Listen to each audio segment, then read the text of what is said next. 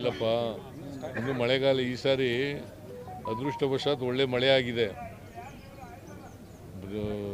ವಾಳಿಕೆ ಮಳೆಗಿಂತ 4% ಜಾಸ್ತಿ ಆಗಿದೆ ಈ ಸಾರಿ ಮಳೆ. ಓವರಾಲ್ ಕೆಲವು ಭಾಗಗಳಲ್ಲಿ ಹೆಚ್ಚಾಗಿದೆ. ಈಗ ಬೀದರ್, ಗುಲ್ಬರ್ಗ ಇಲ್ಲೆಲ್ಲ ಜಾಸ್ತಿ ಆಗಿದೆ.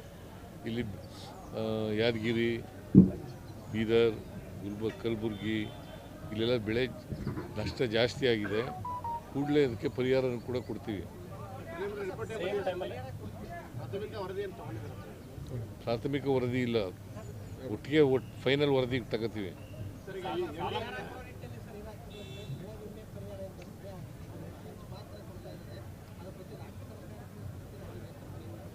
ನೋಡ್ತೀವಿ, ಅದನ್ನು ಚರ್ಚೆ ಮಾಡ್ತೀವಿ. ಅದನ್ನು ಕೆಲವೊಂದು ರೈತರು ಇನ್ಸೂರೆನ್ಸ್ ಕಟ್ಟಿಲ್ಲ ಸರ್, ಅಂತವರಿಗೂ ಲಾಸ್ಟ್ ಟೈಮಿಂದನೂ ಕ್ಲೈಮ್ ಆಗ್ತಾ ಇಲ್ಲ.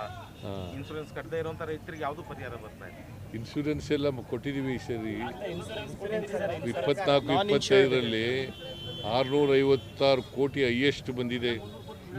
ಸರ್ ನಾನ್ ಇನ್ಶೂರ್ಡ್ ಕ್ರಾಪ್ ಬಗ್ಗೆ ಯಾರು ಇನ್ಶೂರೆನ್ಸ್ ಮಾಡಿಸ್ಕೊಂಡಿಲ್ಲ ಅವರಿಗೆ ಏನಾದರೂ ಪರಿಹಾರ ಇದೆ? ಅದು ಕೊಡೋಣ.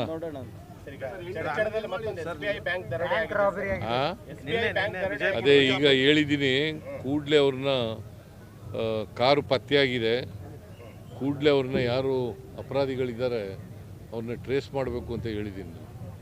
ಬಿಜಾಪುರದ SP ಫೋನ್ ಮಾಡಿ ಕೂಡಲೇ ಅವ್ರನ್ನ ಮಾಡಬೇಕು. ಮತ್ತು ಯಾರು ಈ ಅಧಿಕಾರಿಗಳನ್ನೆಲ್ಲ ಅಲರ್ಟ್ ಮಾಡಲಿಕ್ಕೆ ಹೇಳಬೇಕು ಅಂತ ಹೇಳಿದ್ದೀನಿ. ಬೀದರ್ ಆಯ್ತು, ಚಡ್ಚಣ ಆಯ್ತು, ಕಲಬುರಗಿನಲ್ಲೂ ATM ದರೋಡೆ ಆಗಿದೆ ಸರ್. SBI ಬ್ಯಾಂಕ್ಗಳಿಗೆ ಯಾವುದೇ ರೀತಿ ಭದ್ರತೆ ಇಲ್ಲ. ಅವರು ಸೆಕ್ಯೂರಿಟಿ ಗಾರ್ಡ್ಗಳನ್ನು ನೇಮಕ ಮಾಡ್ಕೊಳ್ಳೋದಿಲ್ಲ, CC ಕ್ಯಾಮ್ರಾ ಕರೆಕ್ಟ್ ಆಗಿ ಇಟ್ಕೊಳ್ಳೋದಿಲ್ಲ. ಈಗ ಸೆಕ್ಯೂರಿಟಿ ಗಾರ್ಡ್ಗಳನ್ನ ನೇಮಕ ಮಾಡ್ಕೊಳ್ಳೋರು ಬ್ಯಾಂಕ್ನವರು, ನಾವು ಪೊಲೀಸ್ನವರು ಪ್ರೊಟೆಕ್ಷನ್ ಕೊಡ್ತೀವಿ ಅಷ್ಟೇ. ಬಟ್ ಆ ದುಡ್ಡು ಏನು ಕಳ್ತನ ಮಾಡ್ಕೊಂಡಿರ್ತಾರಲ್ಲ ಸರ್, ಅವ್ರನ್ನ ಸತ್ಕಾರ್ಯಕ್ಕೆ ಬಳಕೆ ಮಾಡೋದಲ್ಲ, ಇನ್ನೊಂದು ಕ್ರೈಮ್ಗೆ ಬಳಕೆ ಮಾಡ್ಕೋತಾರೆ. ಸೊ ಹಂಗಾಗಿ ಪೊಲೀಸರು ಅಲರ್ಟ್ ಆಗಬೇಕು ಅಂತ ಜನರ ಆಗ್ರಹ ಇರೋಂಥದ್ದು. ಇಲ್ಲ ಹೊರ ರಾಜ್ಯಗಳಿಂದ ಜಾಸ್ತಿ ಆಗ್ತಿದೆ. ಹೊರ ರಾಜ್ಯಗಳು ಬಿಹಾರ್, UP, ಗುಜರಾತಿಂದ ಈ ರೀತಿಯಾದಂಥ ದರೋಡೆಕೋರು ಬಂದು ಮಾಡ್ತಾರೆ ಸರ್. ಅದಕ್ಕೆ ತಡೆಗಟ್ಟಲಿಕ್ಕೆ ಎಲ್ಲ ರೀತಿ ಮುಂಜಾಗ್ರತಾ ಕ್ರಮ ತಗೋಬೇಕು ಅಂತ ಪೊಲೀಸ್ನವರು ಸೂಚನೆ ಕೊಟ್ಟಿದ್ದೀನಿ.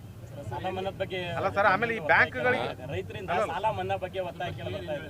ತಮ್ಮ ಬಗ್ಗೆ ನಿರೀಕ್ಷೆ ಇಟ್ಕೊಂಡಿದ್ದಾರೆ ಜನಗಳ ಪಾರ್ಟಿಗಳ ರೈತರು ನಿರೀಕ್ಷೆ ಇಟ್ಕೊಂಡಿದ್ದಾರೆ. ನೋಡೋಣ, ಅದು ಪರಿಶೀಲನೆ ಮಾಡ್ತೀವಿ.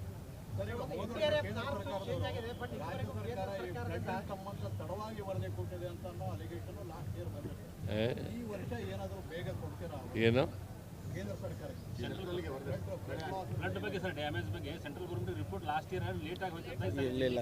ಲೇಟ್ ಆಗಿಲ್ಲ, ನಾವು ಕಳಿಸ್ತಾ ಅವ್ರು ಕೊಡ್ಲಿಲ್ಲ, ಕೋರ್ಟ್ಗೆ ಹೋಗಿ ತಗೊಂಡು ಆಮೇಲೆ ಸುಪ್ರೀಂ ಕೋರ್ಟ್ಗೆ ಹೋಗಿ ತಗೊಂಡು.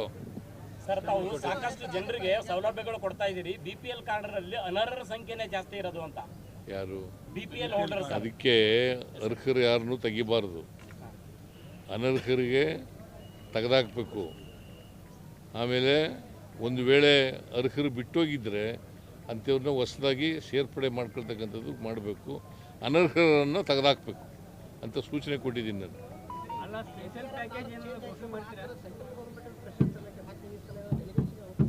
ಇಲ್ಲಿಗೆ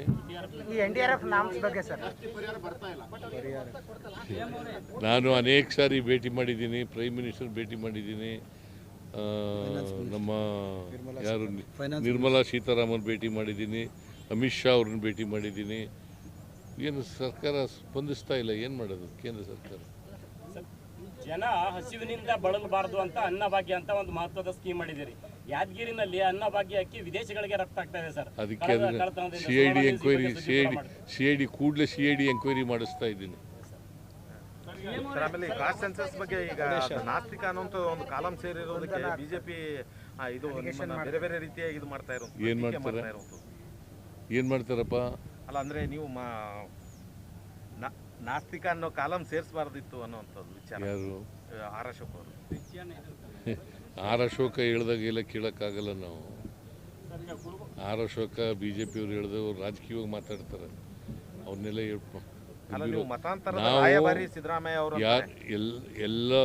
ಎಲ್ಲ ಇದನ್ನು ಕೂಡ ತಪ್ಪದೇ ಸೋಷಿಯೋ ಎಕನಾಮಿಕ್ ಶೈಕ್ಷಣಿಕ ಎಜುಕೇಷನಲ್ ಸರ್ವೆ ಆಗಬೇಕು.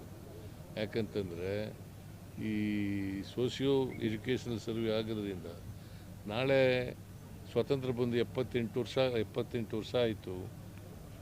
ಅವರ ಆರ್ಥಿಕ ಪರಿಸ್ಥಿತಿ ಏನು, ಶೈಕ್ಷಣಿಕ ಪರಿಸ್ಥಿತಿ ಏನು, ಅವರ ಸಾಮಾಜಿಕ ಪರಿಸ್ಥಿತಿ ಏನು ಅಂತಕ್ಕಂಥದ್ದನ್ನು ಗುರ್ತು ಮಾಡ್ಕೊಂಡು ಇದರಿಂದ ಗೊತ್ತಾಗುತ್ತೆ ಈ ಸರ್ವೆಯಿಂದ.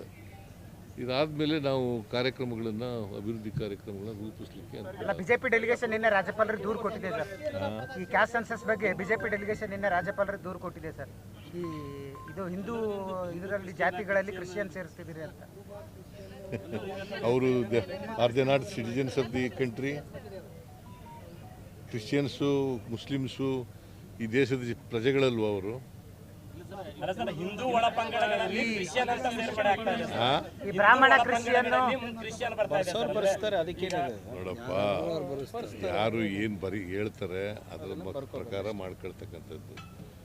ಈಗ ಪ್ರತಿಯೊಬ್ಬರು ಮನೆಗಳಿಗೂ ಹೋಗ್ತೀವಲ್ಲ, 175,000 1,75,000 ಟೀಚರ್ಗಳನ್ನ ಅಪಾಯಿಂಟ್ ಮಾಡಿದ್ದೀವಿ ಎನ್ಯುಮರೇಟರ್ಸ್ ಆಗಿ. ಅವ್ರಿಗೆ 120ರಿಂದ 150 ಮನೆಗಳು ಕೊಟ್ಟಿದ್ದೀವಿ. ಅವರು ಪ್ರತಿ ಮನೆಗೂ ಹೋಗಿ 22ರಿಂದ ಸೆಪ್ಟೆಂಬರ್ 22ರಿಂದ ಅಕ್ಟೋಬರ್ 7ರವರೆಗೂ ಕೂಡ ಸರ್ವೆ ಮಾಡ್ತಾರೆ.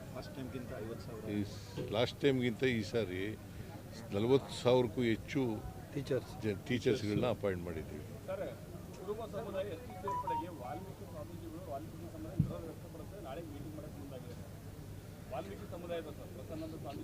ನೋಡಪ್ಪ, ಇದು ಹಿಂದಿನ ಸರ್ಕಾರದಲ್ಲೇ ಮಾಡಿತ್ತು.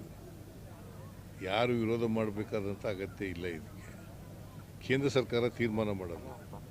ಕೇಂದ್ರ ಸರ್ಕಾರ ಎಲ್ಲ ತೀರ್ಮಾನ ಮಾಡೋದು, ಶಿಫಾರಸು ಮಾಡೋದಷ್ಟೇ. ತೀರ್ಮಾನ ಮಾಡೋರು ಯಾರು? ಹಾಂ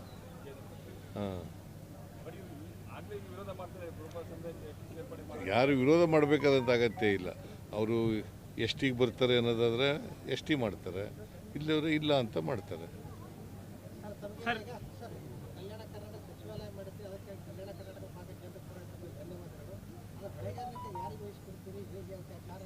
ಇಲ್ಲ, ಈಗ ಅದೆಲ್ಲ ಮಾಡ್ತೀವಿ, ಅಧಿಕಾರಿಗಳನ್ನೆಲ್ಲ ಮಾಡ್ತೀವಿ. ಇಲ್ಲೇ ಇರ್ತದೆ ಸಚಿವಾಲಯ, ಇಲ್ಲೇ ಇರ್ತದೆ. ಈ ಭಾಗದ ಅಭಿವೃದ್ಧಿ ಕೆಲಸಗಳಿಗೆ ಇನ್ನೂ ವೇಗ ಕೊಡ್ತಕ್ಕಂಥ ಕೆಲಸವನ್ನು ಮಾಡ್ತೀವಿ. ಓಕೆ.